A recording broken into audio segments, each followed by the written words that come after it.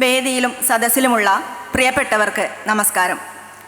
അക്ഷരങ്ങളെ കൂട്ടുപിടിച്ച് യാത്രകൾ തുടങ്ങുമ്പോൾ തന്നെ ഏതൊരു വായനക്കാരനും കൂടെ കൂട്ടുന്ന രണ്ടക്ഷരമാണ് MT. അദ്ദേഹത്തിൻ്റെ ഓർമ്മകൾക്ക് മുന്നിൽ പ്രണാമം.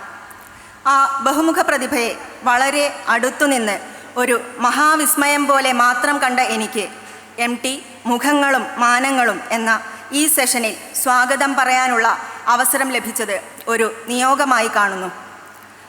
ഈ സെഷനിൽ ആധ്യക്ഷം വഹിക്കുന്ന ശ്രീ ഷീജ വക്കം സമകാലിക കവിതാ ലോകത്തിന് ശ്രദ്ധേയയാണ്.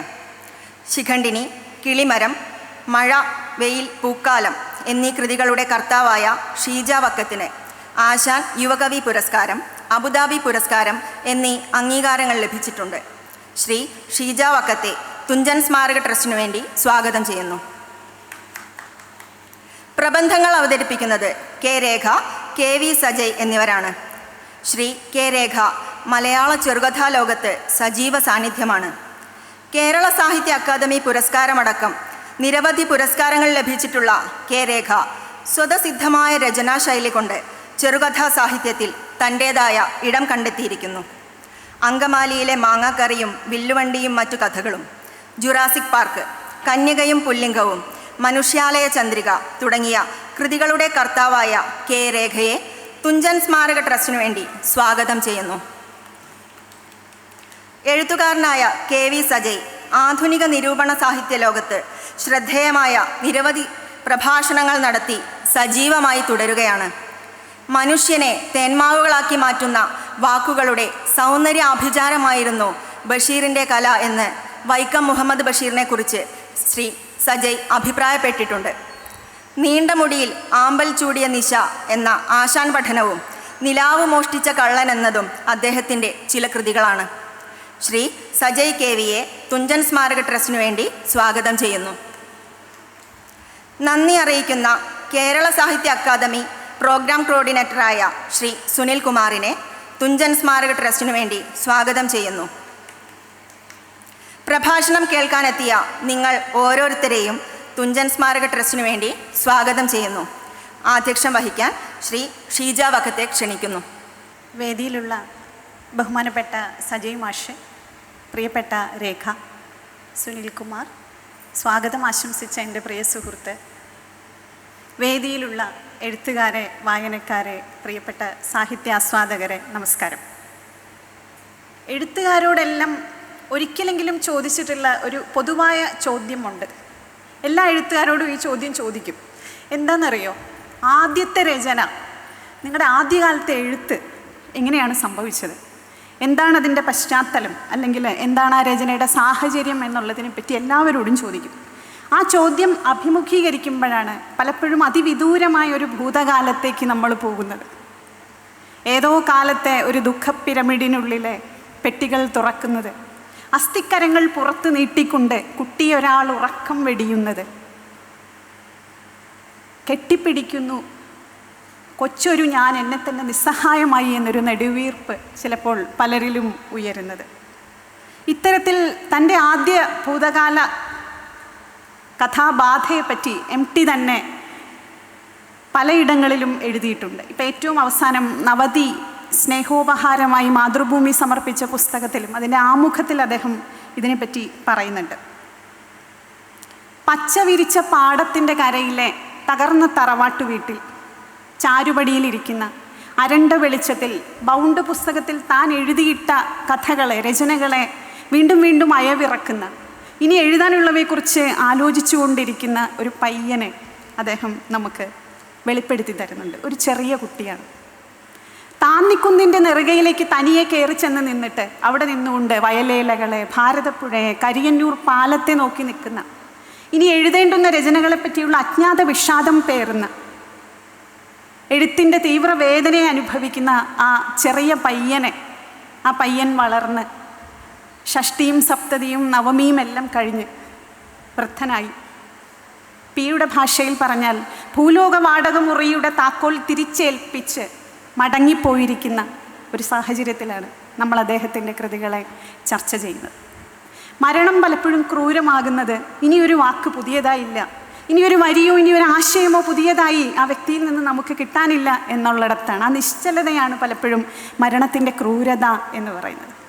പക്ഷേ MD മടങ്ങിപ്പോയ ശേഷം നിത്യനൂതനങ്ങളായ അനേകം ആശയങ്ങളെ, അനേകം കാഴ്ചപ്പാടുകളെ അദ്ദേഹത്തിൻ്റെ കൃതികളിൽ നിന്ന് കണ്ടെടുക്കാം എന്നുള്ളത് കൊണ്ട് തന്നെ ഇപ്പോഴും സജീവമായി നമുക്കിടയിൽ ജീവിക്കുന്നു എന്ന് നമുക്കറിയാം. ഈ പയ്യൻ്റെ ഉടലിൽ ജീവിച്ച തൻ്റെ കാലത്തെ അയവിറക്കിക്കൊണ്ട് വൃദ്ധനായ അദ്ദേഹം പറഞ്ഞ ഒരു വാചകമുണ്ട്. ഞാൻ എന്തിന് എഴുത്തുകാരനായി എന്ന് ആരെങ്കിലും എന്നോട് ചോദിച്ചാൽ എനിക്കതിന് മറുപടിയുണ്ട്. ആദ്യം മുതൽ ഞാൻ മറ്റാരുമല്ലായിരുന്നു എന്ന്. ആദ്യകാലം എഴുതിയ ആ പയ്യനിൽ നിന്ന് മുതിർന്ന് 90 വയസ്സിലെത്തുമ്പോഴും അദ്ദേഹം എഴുത്തുകാരൻ തന്നെയായിരുന്നു. ഇന്നത്തെ വിഷയത്തിൽ സർഗാത്മകതയുടെ പലയിടങ്ങളിലെ പല പല MTമാരെ നമ്മൾ കണ്ടിട്ടുണ്ട്.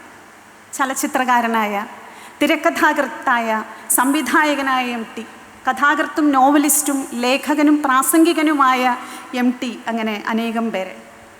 ഈ സെഷൻ ആമുഖമായി സംസാരിക്കുമ്പോൾ അധികം ചർച്ചയിൽ കണ്ടിട്ടില്ലാത്ത എനിക്കേറെ പ്രിയപ്പെട്ട മറ്റൊരു MTയെ ആണ് ഞാൻ ഓർമ്മിച്ചു പോകുന്നത്. അത് കവിയായിരുന്ന MT ആണ്. ലീലാവതി ടീച്ചറുടെ ഒരു നിരീക്ഷണമുണ്ട്. MTയുടെ കാവ്യഭാഷയിലെ കവിതയിൽ എന്ന പോലുള്ള ബിംബകൽപ്പനകൾ, നിത്യനൂതനമായിട്ടുള്ള മെറ്റഫറുകൾ, കടലിൽ തിര പോലെ പ്രത്യക്ഷപ്പെടുന്ന ഈ മെറ്റഫറുകളെക്കുറിച്ച് അധികം പഠനങ്ങൾ നടന്നിട്ടില്ല എന്നുള്ളതിനെ പറ്റി. അവ ശേഖരിച്ച് അവയുടെ വസ്തുഭാവധ്വനികളെ വേർതിരിച്ചിട്ടുള്ള ഒരു ഗവേഷണം നടത്താൻ തനിക്ക് സാധിച്ചിട്ടില്ലല്ലോ എന്ന് അവർ നെടുവീർപ്പിടുന്നുണ്ട്. ഇനി ആരെങ്കിലും അത് ഏറ്റെടുക്കും എന്ന് പ്രതീക്ഷിക്കുന്നുണ്ട്. അപ്പോൾ MTയുടെ കാവ്യഭാഷ ആണ് എന്നെ സംബന്ധിച്ചിടത്തോളം ഏറെ അദ്ദേഹത്തിലേക്ക് ഒരു കവി എന്ന നിലയിൽ അടുപ്പിച്ചിട്ടുള്ള വസ്തുത. ഇത് തീർത്തും വ്യക്തിപരമായ ഒരു ആശയമാണ്. MTയുടെ കവിപ്രതിഭ അതിൻ്റെ വിരാട് സ്വരൂപത്തിലേക്ക് എത്തിയ ഒരു കൃതി ഏതെന്ന് ചോദിച്ചാൽ തീർച്ചയായും രണ്ടാം ഊഴമാണ്. സന്താനപ്പൂ നുള്ളുന്ന സുരസുന്ദരിമാരുടെ കരാങ്കുലികളെക്കാൾ കനിവോടെ അതിമൃദുലമായി പതുക്കെ പതുക്കെ എന്ന് ഭാഷയെ അനുനയിപ്പിച്ച കാവ്യാങ്കുലികൾ, അവയാണ് ശരിക്കും MTയുടെ സാഹിത്യത്തിൽ എന്നെ നിത്യം അസൂയപ്പെടുത്തിക്കൊണ്ടിരിക്കുന്ന ഒന്ന്. പൗരാണിക പ്രകൃതിയുടെ പച്ചരക്തത്തിൽ മുക്കി എഴുതപ്പെട്ട ഒരു കൃതിയാണിത്. അതുവരെ കാണാത്ത കാവ്യലാവണ്യം തേടി ഭാഷ അതിൽ മധുമക്ഷികയെപ്പോലെ പറക്കുന്നത് ഒരു തവണ രണ്ടാം ഊഴത്തിലൂടെ കടന്നുപോയ എല്ലാവർക്കും അറിയാം. ഈ കാവ്യഭാഷയെക്കുറിച്ച് പറയുമ്പോൾ ഈ ഒരു ചെറിയ പുസ്തകത്തിലേക്ക് മാത്രം ചുരുങ്ങുന്നത് സമയപരിമിതി കൊണ്ടാണ്. അതിലുള്ള 1-2 രംഗങ്ങൾ മാത്രം അവതരിപ്പിക്കുന്നത്. ദ്രൗപദിയെ എല്ലാവരും കൂടി പങ്കിട്ടോളൂ എന്ന് ഒന്നും അറിയാത്തതുപോലെ കുന്തി പറയുന്നിടത്ത് ശരിക്കും ഭീമൻ ഇടയുന്നുണ്ട്. ഇത് ശരിയാണോ, ഇങ്ങനെയാണോ വേണ്ടത് എന്ന് ചോദിക്കുമ്പോൾ കുന്തി ചോദിക്കുന്ന ചോദ്യം ഓർമ്മയില്ലേ? രണ്ടാം ഊഴത്തിൽ ദ്രൗപദിയെ നിനക്കും പ്രാപിക്കണം എന്ന് ഒരാഗ്രഹം നിൻ്റെ മനസ്സിലും വന്നില്ലേ എന്ന് ചോദിക്കുമ്പോൾ ഭീമൻ തലതാഴ്ത്തി നിന്ന് ആലോചിക്കാൻ. ഇപ്പോൾ ഭീമൻ്റെ മനസ്സിലൊരു പെണ്ണിൻ്റെ ഉടലുണ്ട്. അവളുടെ കണ്ണുകളോ മൂക്കോ മാറിടമോ ഒന്നും തന്നെ ഇവിടെ വർണ്ണിക്കപ്പെടുന്നില്ല. പക്ഷെ നമ്മൾ ആ സ്ത്രീയെ കാണുന്നുണ്ട്. എങ്ങനെയാണ് ആ സ്ത്രീയെ കണ്ടതെന്നറിയോ? ഒരൊറ്റ വരിയിലാണ്. അഞ്ജനശലാകകൾ, നീലത്താമര ഇതളുകൾ, എള്ളിൻ പൂക്കൾ, മന്ദാരമൊട്ടുകൾ, മദകുംഭങ്ങൾ, ഇത്രയേ ഉള്ളൂ. ഇവയെല്ലാം മനസ്സിൽ അവ്യക്ത ചിത്രങ്ങളായി കലർന്നു എന്ന് പറയുമ്പോൾ ഒരു സ്ത്രീയുടെ ഉടൽ പുഷ്പങ്ങൾ കൊണ്ട് വരച്ച എത്ര കവികൾ നമുക്കുണ്ട്.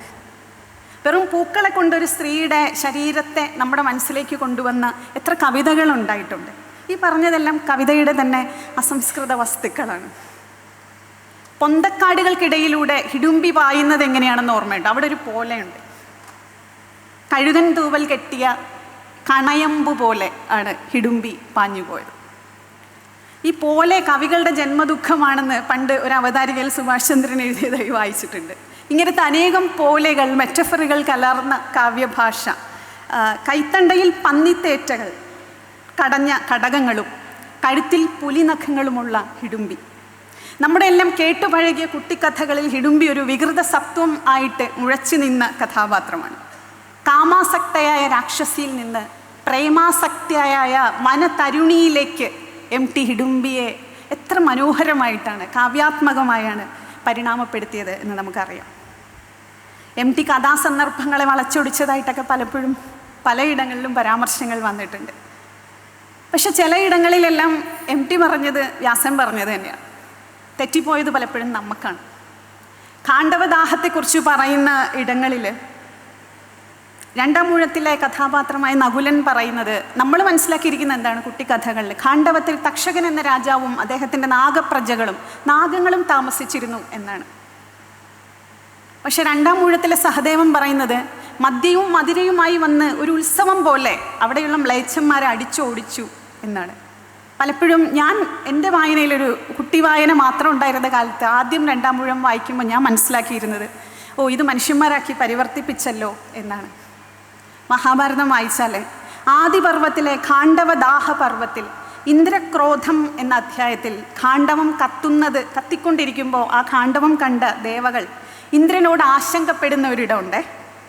എന്തിതിങ്ങനെ മർത്യന്മാർ വെന്തിടുന്നിതു വന്നിയിൽ, ശോകപ്രളയമായി വന്നിതെന്നുണ്ടോ ദേവനായക എന്നാണ് ചോദ്യം. എന്തിതിങ്ങനെ നാഗങ്ങളല്ല, എന്തിതിങ്ങനെ മർത്യന്മാർ വെന്തിടുന്നത് ഭൂമിയിൽ എന്ന് ചോദിച്ചുകൊണ്ട് ഏതേത് ദിക്കിലേക്ക് ഖാണ്ഡവവാസികൾ ഓടുന്നു അവിടെയൊക്കെ പാഞ്ഞെത്തി അവരെ അമ്പിനും വാളിനും എല്ലാം ഇരയാക്കുന്നത് കണ്ട് പറയുകയാണ്, മക്കൾ, അച്ഛൻ, സോദരൻ എന്നിവരെ തഴുകി ചിലർ സ്നേഹത്താൽ വിട്ടുപോകാതെ അവിടെ തന്നെ വെന്തുപോയി എന്നാണ്.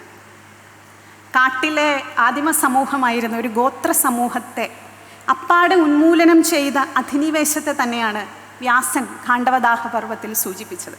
അത് തന്നെയാണ് MT രണ്ടാം ഊഴത്തിലും അവതരിപ്പിച്ചിരിക്കുന്നത്. പുരാണ ഇതിഹാസ കഥാപാത്രങ്ങളുടെ പേരുകൾ ആണ് ശരിക്കും നമ്മുടെ സമൂഹത്തിലുള്ള ഇവിടെ ഇരിക്കുന്ന എത്രയോ പേർക്കുണ്ടാവും, പകുതി ശതമാനമെങ്കിലും ആൾക്കാരുടെ. ഇന്നിപ്പോൾ ഇവിടെ നടന്ന ചർച്ചയിൽ തന്നെ MT വാസുദേവൻ നായരെ പറ്റി ഉള്ള ചർച്ചയിൽ വാസുദേവൻ ഉണ്ട്. ആ ചർച്ചയിൽ ഉൾപ്പെട്ടത് ആലങ്കോട് ലീലാകൃഷ്ണനാണ്, മറ്റൊരാൾ TD രാമകൃഷ്ണനാണ്. ഇനി ഇവിടെ നകുലനും സഹദേവനും ഒക്കെ ആയിട്ട് ഒത്തിരി പേര് ഉണ്ടായിരിക്കും. പേരുകൾ കടന്നു വരുമ്പം പേരുകൾക്ക് ഈ ഇതിഹാസങ്ങളുടെ കാവ്യ ബൗണ്ടറികളില്ല. മണിച്ചിത്രത്താഴിൽ നകുലൻ ഗംഗയെയാണ് വിവാഹം കഴിക്കുന്നത്. ഇതിഹാസപ്രകാരം നകുലൻ്റെ മുതുമുത്തശ്ശിയാണ് ഗംഗ. അപ്പോൾ കഥാപാത്രങ്ങൾ എന്നുള്ള ഇത് മാറ്റി നിർത്തി ഒരു സമൂഹത്തിലെ പേരുകൾ തമ്മിൽ എങ്ങനെയും ജീനുകളെ കൂട്ടിക്കലർത്താം. പക്ഷേ ഇതിഹാസത്തെ പറ്റി ചിന്തിക്കുമ്പോൾ എപ്പോഴും നമ്മുടെ മനസ്സിൽ രാജാപ്പാട്ട് വേഷങ്ങളാണ്. 2 കിലോയുടെ കിരീടം തലയിൽ വെച്ചുകൊണ്ട് നടക്കുന്ന സദാസമയം നടക്കുന്ന രാജാക്കന്മാരാണ് നമ്മുടെ മനസ്സിലുള്ളത്. അവർ ഉറങ്ങുമ്പോൾ പോലും സാരിയൊക്കെ പ്ലീറ്റ് എടുത്ത് കുത്തി സീരിയലിലെ സ്ത്രീകൾ ഉറങ്ങാൻ കിടക്കുന്ന പോലെ വാച്ചൊക്കെ കെട്ടി ഉറങ്ങുന്ന ഒരു ചിത്രമാണുള്ളത്. പക്ഷേ ഈ കാഴ്ചപ്പാടുകളെ, ഈ അതിഭാവന ലോകത്തെ തകർത്തു പൊടിച്ചുകൊണ്ട് സൂര്യന് ചുറ്റും കറങ്ങുന്ന ഈ നിസ്സാരമായ ഭൂമിയിലെ ക്ഷണികരായ മനുഷ്യജീവികളാക്കി അവരെ ഭൂമിയിലേക്ക് ഇറക്കിക്കൊണ്ടുവന്നത് MTയുടെ മഹാപ്രതിഭയാണ്. മറ്റൊരു കാവ്യ സന്ദർഭം കൂടി മാത്രം പറഞ്ഞുകൊണ്ട് ഞാൻ അധ്യക്ഷ പ്രസംഗം അവസാനിപ്പിക്കാം. കാരണം ഇവിടെ നമുക്ക് മികച്ച പ്രഭാഷണങ്ങൾ കേൾക്കാനുണ്ട്. മറ്റൊരു പോലെ ആണ് കേട്ടോ. കുരുക്ഷേത്രത്തിൽ ഭീമൻ ദുശാസനനെ കൊല്ലുന്ന രംഗം ഉണ്ട്. അതിക്രൂരമായ ഒരു രംഗമായിരുന്നു. വാരിയെല്ലുകൾ താഴ്ത്തി അകറ്റിയ കൈകൾ വലിഞ്ഞമർന്നപ്പോൾ ഒരു ശബ്ദം കേട്ടു. ഒരാളുടെ വാരിയെല്ലുകൾ രണ്ട് കൈകൾ കൊണ്ട് മാറ്റുകയാണ്, മാറിടം പിളർക്കുകയാണ്, റിബ് കേജുകളെ സെപ്പറേറ്റ് ചെയ്യുകയാണ്.